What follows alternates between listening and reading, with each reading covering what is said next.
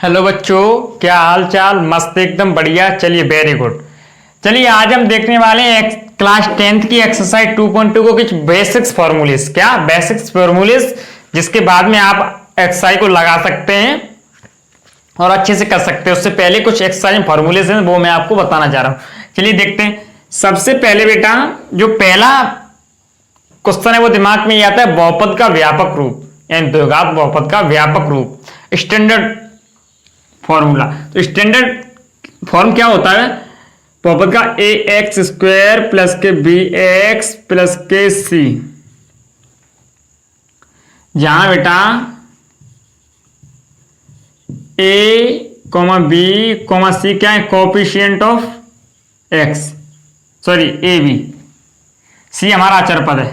ए x square plus के B x plus के C, ठीक।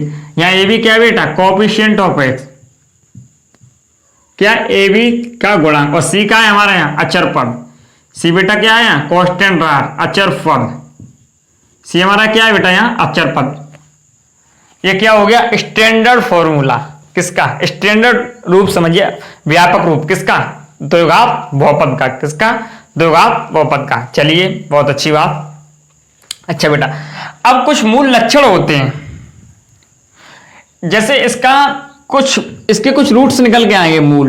इन मूलों के कुछ प्रवृत्तियां होगी, मतलब मूलों के कुछ लक्षण। तो मूलों के लक्षण को हम कैसे पहचानेंगे? फर्स्ट ऑफ ऑल आपको क्या देखना है? बी स्क्वायर माइनस के 4ac। जब बी स्क्वायर माइनस के 4ac इक्वल ग्रेटर देन 0, जब बी स्क्वायर माइनस के, मैं आपको ये बताऊंगा बी स्क्वायर माइनस 4ac होता क्या और निकलता कहां, पहले आप समझिए क्या हुआ। जब बी स्क्वायर माइनस के 4ac ग्रेटर देन 0 होगा तो आप क्या होंगे? तो जो मूल होंगे वो रियल होंगे। क्या होंगे? मूल रियल, वास्तविक। पहली कंडीशन, मूल वास्तविक होंगे। और कैसे होंगे? रेशनल यानी परिमेय। कैसे होंगे बेटा? परिमेय। मूल वास्तविक होंगे, परिमेय होंगे। जब क्या होगा? बी स्क्वायर माइनस का 4ac ग्रेटर देन 0। मूल वास्तविक होंगे, परिमेय होंगे और क्या होंगे? असमान यानी इक्वल नहीं, नॉट इक्वल होंगे। कैसे होंगे? Not equal. कैसे? नॉट इक्वल, असमान। आपके समझ में आया? क्या समझ में आया? जब फर्स्ट हमारा क्या, फर्स्ट कंडीशन है हमारी बेटा, बी स्क्वायर माइनस के 4ac ग्रेटर देन 0, तुम्हारे मूल कैसे निकलेंगे? वास्तविक, परिमेय और असमान। कैसे निकलेंगे बेटा? रियल, रेशनल और नॉट इक्वल। और जब बी स्क्वायर माइनस के 4ac लेस देन 0, क्या बेटा? जब बी स्क्वायर माइनस के 4ac लेस देन जब 0 होगा तो मूल क्या होंगे? रियल और रेशनल। कैसे होंगे बेटा? रियल और परिमेय। तो मूल कैसे होंगे बेटा? नहीं, सॉरी, तो मूल कैसे होंगे बेटा? रियल, अब अवास्तविक और परिमेय। रियल मतलब अवास्तविक और इरेशनल, अपरिमेय। कैसे होंगे? हिंदी में लिख देता हूं मैं बेटा इनको। क्या? अवास्तविक और अपरिमेय, रियल और अवास्तविक और अपरिमेय। कैसे होंगे? अवास्तविक और अपरिमेय। कब? जब बी स्क्वायर माइनस के 4ac लेस देन 0। आप कंडीशन समझिए, तो हमारे मूल कैसे होंगे? अवास्तविक और बेटा अपरिमेय। और जब बी स्क्वायर माइनस के 4ac इक्वल टू 0 हो, जब बी स्क्वायर माइनस के 4ac इक्वल टू 0 हो तो मूल हमारे कैसे होंगे बेटा? इक्वल टू यानी बराबर। कैसे बेटा? बराबर। तो मूल कैसे होंगे हमारे? बराबर। समझ में आया? क्या समझ में आया?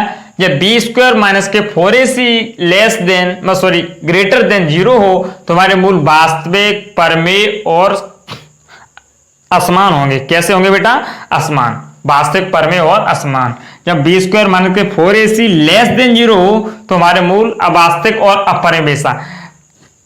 मतलब आप समझिए, रियल एंड और इरेशनल। जब बी स्क्वायर माइनस के 4ac इक्वल टू 0 हो तो आपके जो रूट्स यानी मूल होंगे वो कैसे होंगे, इक्वल यानी बराबर। ये हो गई पहले मूलों की लक्षण या प्रवृत्ति। अब आगे क्या देखते हैं बेटा, अब आगे देखते हैं फॉर्मूला। मूलों का योगफल, मूलों का योगफल का फॉर्मूला होता है बेटा, इससे निकालेंगे। मूलों का फॉर्मूला होता है बेटा माइनस के v अपॉन ए। क्या होता है, माइनस के v अपॉन ए। और मूलों का गुणनफल का फॉर्मूला होता है, मूलों का गुणनफल का फॉर्मूला होता है बेटा c अपॉन ए। क्या होता है बेटा, c अपॉन ए। क्या होता है, c अपॉन ए। ये होता है मूलों के गुणनफल का फॉर्मूला। ये योगफल का, ये ऐसे आप ऐसे भी लिख सकते हैं, x का गुणांक माइनस के x का गुणांक, आप इसे ऐसे भी लिख सकते हैं, माइनस के x का गुणांक अपॉन एक्स स्क्वायर का गुणांक। यदि आपको ये स्टैंडर्ड पॉलिनोमियल दिया है और उसमें से मूलों का योगफल और मूलों का गुणनफल याद करा है, तो आप डायरेक्ट माइनस का x का गुणांक, हाँ माइनस का x का गुणांक अपॉन एक्स स्क्वायर का गुणांक, और इसमें क्या करेंगे, अचर पद अपॉन एक्स स्क्वायर का गुणांक। क्या करेंगे बेटा, अचर पद अपॉन एक्स स्क्वायर का गुणांक। इंग्लिश में इसमें कोई दिक्कत नहीं, minus coefficient of x square, constant term और कोफिशिएंट ऑफ एक्स स्क्वायर बेटा, ये इंग्लिश में भी हो गई, एक्स स्क्वायर का गुणांक। कुछ मैं हिंदी में लिख देता हूँ, इंग्लिश में बता देता हूँ, कुछ इंग्लिश में लिख देता हूँ, हिंदी में बता देता हूँ। आपको टेंशन लेने की बात नहीं है। लिख एक में देता हूँ तो दूसरे में बता देता हूँ, दूसरे में लिख देता हूँ तो दूसरे में बता देता हूँ, कोई दिक्कत नहीं। जो दिमाग में आ जाता है वही लिख देता हूँ, जो दिमाग में आ जाता है उसे बता देता हूँ। ऐसा नहीं है कि ये नहीं वो नहीं, मैं बता दूं। मेरी 12th तो हिंदी मीडियम से ही है बेटा, लेकिन हमें इंग्लिश फिर दोबारा 12th के बाद हमने इसको इंग्लिश में पढ़ा है, तो हमें दोनों तरीके से आता है, हिंदी में भी आता है और इंग्लिश में भी आता है। लेकिन इंग्लिश इतनी अच्छी नहीं है कि आपको टोटल इंग्लिश में पढ़ा सकूं। हमारी इंग्लिश इतनी अच्छी नहीं है 100% इंग्लिश में पढ़ा सकूं, लेकिन इतनी तो है कि आपको अच्छे से समझा सकता हूं इंग्लिश में से किसका क्या मतलब होता है टोटल इंग्लिश में। लेकिन जो सारी बात इंग्लिश में नहीं बोल सकते बेटा, इतनी इंग्लिश हमारी तेज नहीं है। ये हो गया मूलों का योग और मूलों का गुणनफल का फॉर्मूला। अब आप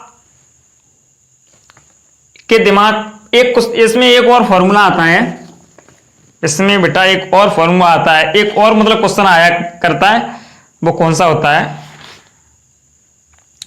एक जो फॉर्मूला आता है वो आता है बेटा, अभी ऊपर से थोड़ा साफ कर लेता हूं।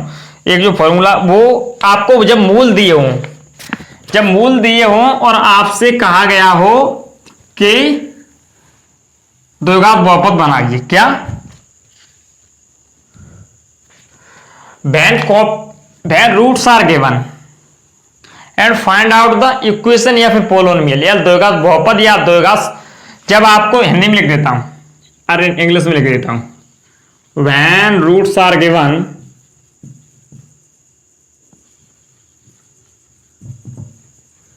and find and say to find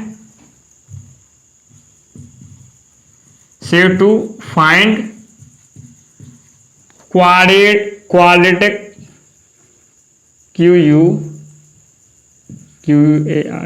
quadratic equation और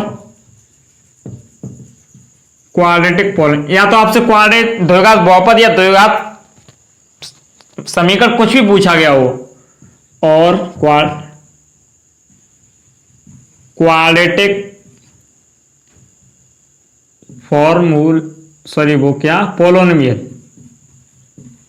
आपसे, जब आपको मूल दिए गए और आपसे द्विघात बहुपद या द्विघात समीकरण कुछ भी पूछा हो, तो उसका फॉर्मूला होता है एक्स स्क्वायर माइनस के अल्फा प्लस के beta X plus alpha beta equal to 0। क्या बेटा, एक्स स्क्वायर माइनस के अल्फा प्लस के बीटा इंटू एक्स प्लस के alpha into beta equal to 0। जहां अल्फा प्लस के बीटा बेटा क्या है, अल्फा प्लस इक्वल टू मूलों का योग, एडिशन ऑफ रूट्स। क्या है बेटा, alpha plus beta equal to addition of roots, addition of roots. Alpha into beta multiplication of roots,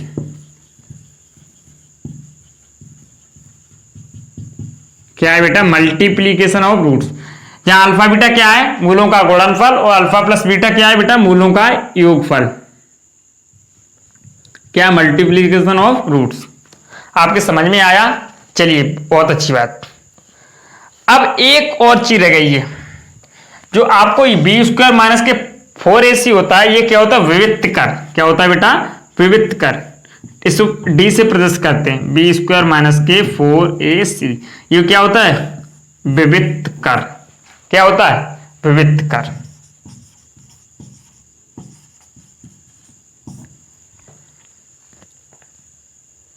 विविक्त कर क्या वो होता है बेटा, ये विविक्त कर।